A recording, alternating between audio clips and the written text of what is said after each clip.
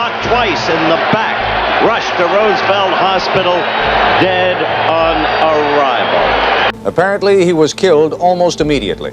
He stumbled up several steps into the Dakota and collapsed. There was a significant injury of the major vessels inside the chest, which caused a massive amount of blood loss, which probably resulted in his death.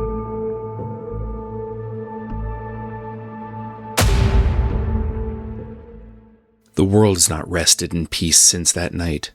Not us, not his friends, and certainly not his family. 45 years ago on this night, I was 12 years old. It was a school night and I was already in bed listening to the radio when the news broke. I'm Bill Vitka from The Source, and John Lennon is dead at the age of 40, the apparent victim of what New York City police call a screwball with a gun. I wasn't sure what to think at first because, like most kids my age, we were listening to Devo or the Bay City Rollers, and I knew very little about the man himself. I'd heard the name of the Beatles many times and my parents listened to them, so their music was familiar to me.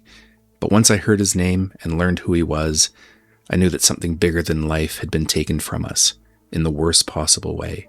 This was different than the deaths of other rock icons of the era. Hendrix, Morrison, Joplin, Moon, all died as a result of the drug and booze rock and roll lifestyle that many get caught up in. Lennon didn't die of a drug overdose. He didn't choke to death on his own vomit while passed out from drinking his third bottle of whiskey. He was removed intentionally from this earth at the hands of a famed junkie coward with a gun on a mission to be somebody. Lennon had his own life of demons and dealing with drugs in his heyday, but by 1980, he was, for all intents and purposes, his fame notwithstanding, just a middle-aged hippie from a bygone era who still liked smoking a little grass here and there and keeping himself to himself as far as being a public figure was concerned. His comeback album was not about seeing if he could still get stadiums full of kids to scream or get mobbed every time he stepped outside. It was music for him and him alone, and if people liked it, that was okay too. I became a fan of his on that very night. I think a lot of people related to his artistic expression, and we likened ourselves to him in certain ways.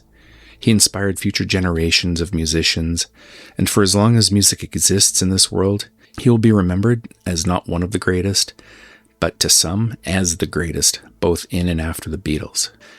I hate all the conspiracy theories that he was killed by the CIA, or that Yoko had hypnotized the killer, or my favorite, Lennon sold his soul to the devil in exchange for fame and fortune, but failed to hold up his end of the bargain on a few details, and so the devil sent Mark David Chapman to deal with the problem.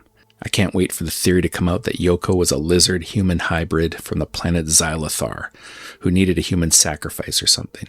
No, people, he was murdered in cold blood, plain and simple.